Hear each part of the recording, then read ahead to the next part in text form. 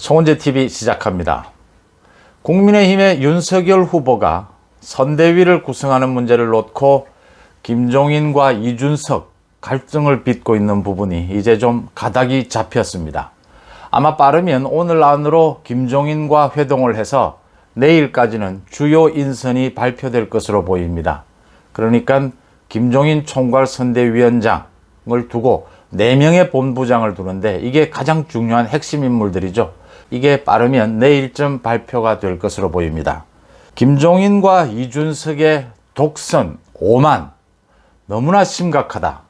김종인과 이준석을 꼭 안고 갈 필요가 있느냐? 윤석열 후보의 입장은 김종인 총괄선대위원장 체제로 간다. 4명의 본부장을 두는 그런 형태로 간다.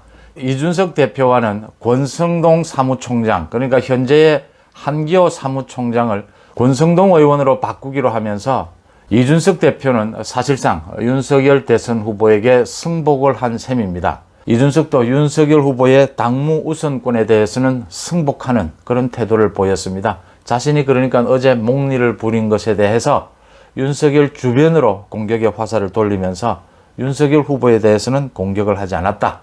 윤석열 후보와는 잘 협의가 되고 있다. 자신은 계속 협의라고 하는데 사실상은 윤석열 후보가 사무총장도 바꾸고 이제 당무, 주요한 당무는 모두 인수를 했다라고 보는 것이 적절할 것으로 보입니다.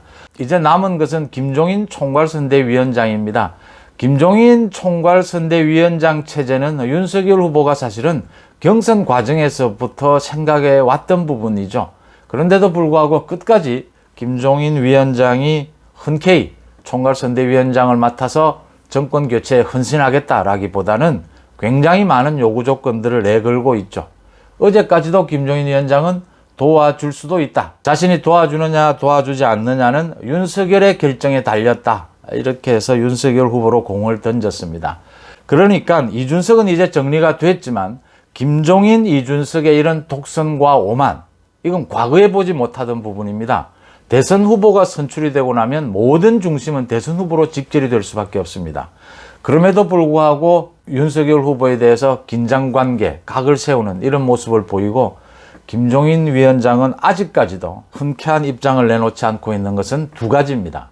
하나는 윤석열 후보가 정치 신인이라는 점입니다. 정치 신인이기 때문에 많은 부분, 김종인과 이준석이 많은 부분에 있어서 자신들의 역할, 자신들의 위상 이런 부분들을 한껏 부풀리려고 하는 그런 의도를 갖고 있다라고 보입니다. 그 다음 두 번째, 이게 가장 중요한 것인데 윤석열 대선 후보를 중심으로 해서 지금 야권 전체가 새로운 권력 질서가 만들어지고 있는 과정입니다. 빠른 속도로. 그러니까 야권 전체가 그동안 10년이 넘게 사실은 갈기갈기 찢어져 있었다. 이렇게 볼 수가 있죠. 친박, 친이 대표적이고 안철수 후보 밖에 아직 여전히 국민의힘 바깥에 있고 굉장히 난립하고 있는 이런 모습을 보여줬는데 이게 굉장히 오랜만에 윤석열 대선 후보를 중심으로 해서 권력이 재편되고 있다. 이 재편되는 과정에서 이준석과 김종인이 주역으로서 자신이 권력의 중심에 서겠다라고 하는 의도를 그대로 드러내고 있는 것입니다. 이런 부분을 윤석열은 왜 계속해서 인내하는 모습, 참는 모습만 보여주고 있을까? 윤석열 후보 입장에서는 앞으로의 4개월 대선 국면에서 김종인과 이준석을 안고 갈 수밖에 없다. 많은 독선과 오만, 많은 문제가 있고 이걸 단칼에 정말 정리할 수도 있지만 윤석열 후보가 그렇게 하지 않는 데는 정치 신인인 자신의 입장, 또 야권의 권력 지도가 다시 형성되고 있다고 하는 이 복합적인 부분을 보고 앞으로 남은 대선 국면은 김종인, 이준석을 안고 간다라고 하는 부분을 결정했기 때문입니다.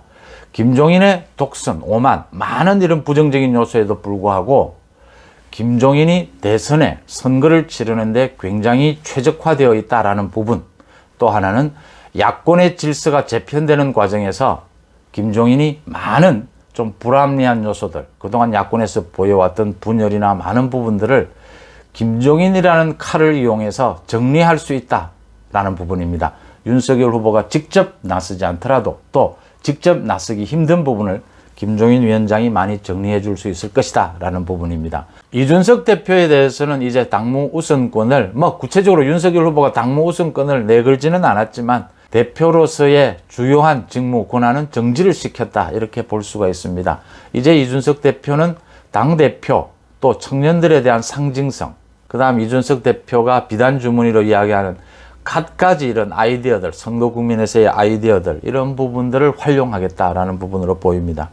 김종인 총괄선대위원장을 두고 그 밑으로 이준석은 상임선대위원장을 맡게 될 것이고 김병준 비대위원장이 만약 영입이 된다면 김병준 위원장도 상임위원장을 맡게 되지 않을까 이렇게 보이고, 그리고 가장 핵심적인 자리라고 할 수 있는 4명의 이제 본부장, 4명의 본부장으로서는 권영세 의원, 임태희 전 청와대 실장 등이 거론이 되고 있습니다. 이 4명이 누가 선정이 되느냐가 굉장히 중요한 것이 이 지금 윤석열 후보가 과감한 권한 이양, 그 다음 견제와 균형, 이 부분을 생각하고 있다는 것이 드러나고 있습니다.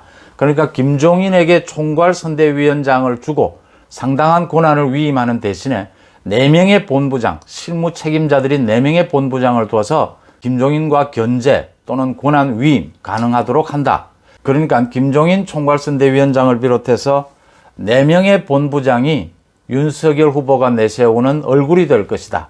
지금 국민의힘의 선대위 구성, 첫 인선이 가장 중요한 것은 정치 신인인 윤석열 후보가 경선 과정에서 경선 캠프는 이제 도와주는 많은 사람들이 다 모여드는, 누구든지 도와주겠다라고 하면 다 받아들이는 그런 형태였고, 이제 선대위는 국민 앞에서 윤석열 후보가 앞으로 누구와 정치를 해 나갈 것인가, 그 얼굴을 보여주는 부분이기 때문에 굉장히 중요하다. 또 야권의 권력 질서가 재편되면서 이제 야권의 핵심 인물들로 떠오를 사람들이 김종인 위원장을 비롯해서 이 4명의 본부장이 될 것이다. 그 주역이 될 것이다. 당연히 권성동 사무총장도 핵심으로서 이제 권성동 사무총장이 내일 아마 발표가 돼서 임명이 되면 당을 윤석열 후보가 장악했다, 이런 식으로 표현할 수 있을 겁니다. 권성동 사무총장이 자금, 인사, 또 내년에 각종 공천권, 실무적인 모든 책임을 안게 된다고 하는 점에서 그렇게 평가를 할 수 있을 겁니다. 이 선대위를 얼마나 효율적으로 꾸리느냐, 이 부분이 굉장히 중요한 것이 지금 민주당의 선대위를 보면 알 수가 있습니다. 어제 민주당의 초선 의원 10명이 공개적으로 기자회견을 열고 지금 민주당 선대위가 비효율적이다, 현장에 대해서 너무나 감각이 떨어진다, 개편해야 한다 라고 공개적으로 지적을 하고 나섰습니다. 초선 의원들이 반기를 들고 나선 겁니다. 지금 민주당의 선대위가 권위적으로 되어 있다. 당연하죠. 이재명 후보가 이낙연과 갈등을 빚으면서 또 이재명 후보가 집권 여당인 만큼 이재명 후보는 선대위를 구성하면서 민주당의 모든 원팀을 내세워서 모든 사람을 선대위에 다 넣었습니다. 이렇게 되면 선대위가 돌아가지를 않습니다. 지난 한 달 동안 이재명의 지지율이 정체 내지는 추락을 하고 이재명이 계속해서 실수를 하고 엇박자를 내고 있는 그 이후에는 이재명 자신이 갖고 있는 정치력, 인성에도 문제가 있지만 2차적으로는 이 같은 선대위 구성에도 문제가 있었다라고 하는 점입니다. 저런 식으로 간다면 민주당의 선대위는 제 기능을 할 수가 없을 것이다. 저걸 해결하기 위해서는, 굉장히 효율적인 체제로 가져가기 위해서는 이재명이 광흥창 팀이었죠. 문재인 후보 당시에. 그런 이재명 측근 중심의 이너서클을 만들 수밖에 없을 것이다. 그래서 이너서클에서 결정한 전략들이나 대국민 메시지에 따라서 일사불란하게 움직이는 그런 형태로 가져갈 수밖에 없을 것이다 라고 추정이 되는 부분입니다. 윤석열 후보는 당 외곽에 이너서클을 만들지 않겠다. 그런 이너서클이 광흥창 팀처럼 독재로 흐르게 된다. 내부 몇 명에 의해서 독재로 국정이 흘러갈 우려가 굉장히 크다.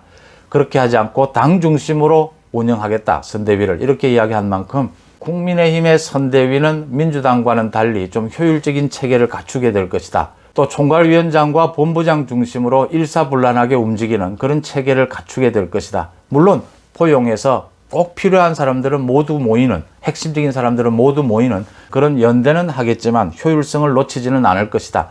이 효율적인 조직 운영, 효율적인 대국민 메시지를 위해서 윤석열 후보가 김종인 위원장의 그 오만과 독선에도 불구하고 김종인 위원장에게 총괄선대위를 맡기겠다, 손을 잡고 가겠다 이런 결정을 한 배경인 것입니다.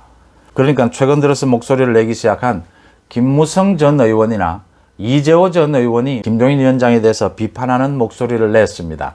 이런 부분을 보면 짐작할 수가 있는 부분이죠. 만약에 김종인 위원장이 없다면 기존에 지난 10년 동안 보여줬던 이 야권의 계파 갈등 다시 재현될 것이고 5선, 6선, 소위 중량급이 있는 정치인들이 모두 이 대선판에 다시 등장하게 될 것이다. 그런 부분을 김종인이라는 칼을 이용해서 정리하자.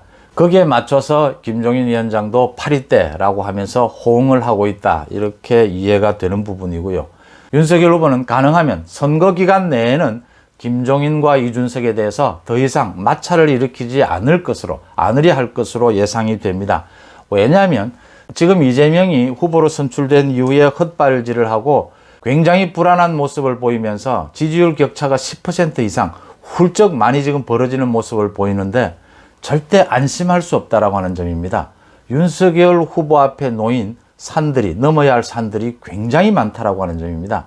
현재의 권력은 아직도 여권이 쥐고 있습니다. 여권은 지방자치단체장 대부분을 장악하고 있습니다. 얼마든지 조직 선거가 가능하다는 부분이고 여론조작 시도도 얼마든지 일어날 수 있다는 부분이고 검찰과 공수처를 통한 윤석열과 윤석열 가족에 대한 수사 앞으로 계속될 수 있는 부분이고 특검 논란도 언제든지 일어날 수 있는 부분이고 야권 내에서도 안철수와의 연대라는 숙제가 남아 있습니다. 민주당과 정의당의 심상정 후보가 단일화를 한다는 것은 단일화를 하는 쪽으로 보고 대비를 하는 것이 현명하다 이렇게 보입니다. 결국 박빙의 승부를 예상하고 모든 전략은 짜야 한다. 모든 자세를 갖춰야 한다. 김종인과 이준석, 독선과 오만, 굉장히 문제가 많은 김종인과 이준석을 윤석열 후보가 이번 대선 국면에서 안고 가기로 결정을 한 만큼 김종인과 이준석에 대해서는 견제하고 비판하는 그런 것이 필요하다라고 하는 점입니다. 송은재TV 마칩니다. 고맙습니다.